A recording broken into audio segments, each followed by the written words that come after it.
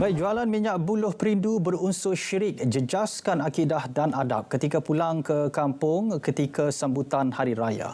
Antara fokus lintas langsung dari Kompleks Islam Putrajaya. Dan perbincangannya kita langsung bersama Ahnaf Abu Bakar di sana. Ahnaf, silakan. Menjaga adab berkeluarga penting bagi mengelakkan salah faham dalam kalangan saudara.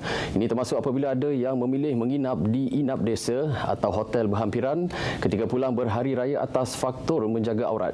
Selain menjelaskan dengan berhemah kepada keluarga, penolong pengarah kanan bahagian dakwah JAKIM, Fida Syurkan berkata kesepakatan dan tolak ansur sesama ahli keluarga boleh menyelesaikan isu tersebut.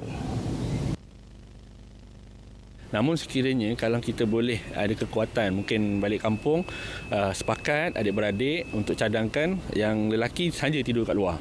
Yang perempuan mungkin tidur dalam bilik. Perlu dirancanglah, mungkin kalau adik-beradik boleh faham semua, mungkin kita boleh buat.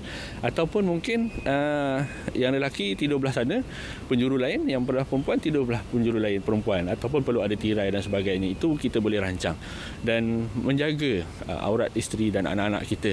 Dan itu lebih baiklah. Tambah beliau, menginap di luar bukan alasan untuk menjadi tetamu di rumah keluarga, sebaliknya perlu sama-sama membantu menguruskan keperluan ketika sambutan berkenaan. Penjualan minyak buluh perindu yang dipromosi sebagai pembawa tuah dan bahan pelaris perniagaan yang berunsur syirik adalah haram. Perkara itu dijelaskan Timbalan Mufti Wilayah Persekutuan Ustaz Jamali Muhammad Adnan. Jual beli berkaitan dengan apa yang kita sebut sebagai buluh perindu, sekiranya tujuannya mensyirikkan Allah, ya, seperti membawa tuah, kepercayaan bahawa dia boleh menjadi pelaris dalam perniagaan, boleh orang yang tak ada jodoh cepat jodoh dan sebagainya.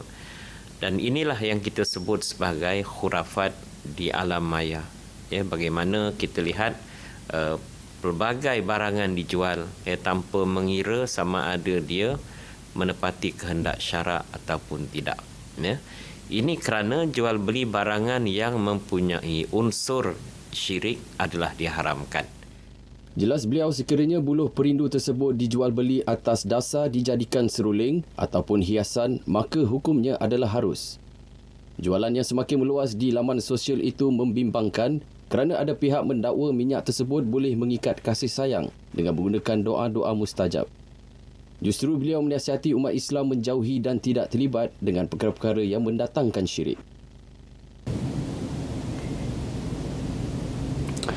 Jurusolek pengantin beragama Islam disaran mendalami hukum syarak. Ini bagi memastikan hasil tata rias wajah pengantin tetap dalam lingkungan syariat Islam. Justru Ketua Penolong Pengarah Kanan Bahagian Dasar Kemajuan Islam JAKIM, Razidah Adam mencadangkan supaya satu latihan tersusun diwujudkan agar jurusolek boleh mendapatkan garis panduan yang jelas. Setiap orang sebenarnya, walaupun kita juru makeup ke ustazah ke siapa-siapa saja, dalam apa saja yang kita buat sebenarnya ada tanggungjawab kita di akhirat dan ada tanggungjawab di dunia. Kita kena betulkan perkara yang dah biasa buat dalam masyarakat, tapi sebenarnya itu berlawanan dengan syarak. So juru makeup yang ada ilmu ni, dia perlu ada kesedaran dan kena ubah tradisi yang biasa itu kepada satu benda yang biasa dari sudut syarak dan sahih dari sudut syarak. Mungkin ada di dalam kalangan kita ni, dia tidak dapat pendedahan tentang syariat ataupun apa yang boleh dan apa yang tidak boleh. Okey, biasanya Kak Fahmi akan share dengan pengantin, kita akan berdakwah secara lembut kepada pengantin. So jadi pengantin kat situ mendapat kesedaran. Kita buat macam santai, kita berdakwah secara santai. Kami mengambil keputusan membuat rules kepada pengantin yang tidak ada melanggar syariat. Okey, iaitu memakai bulu mata palsu tidak dibenarkan, tidak memakai kontak lens yang menukar warna anak mata dan menjaga adab pemakaian. Laporan itu mengakhiri lintas langsung dari Kompleks Islam Putrajaya. Teruskan bersama Berita Wilayah. Malaysia Madani, tekad perpaduan penuhi harapan. Assalamualaikum.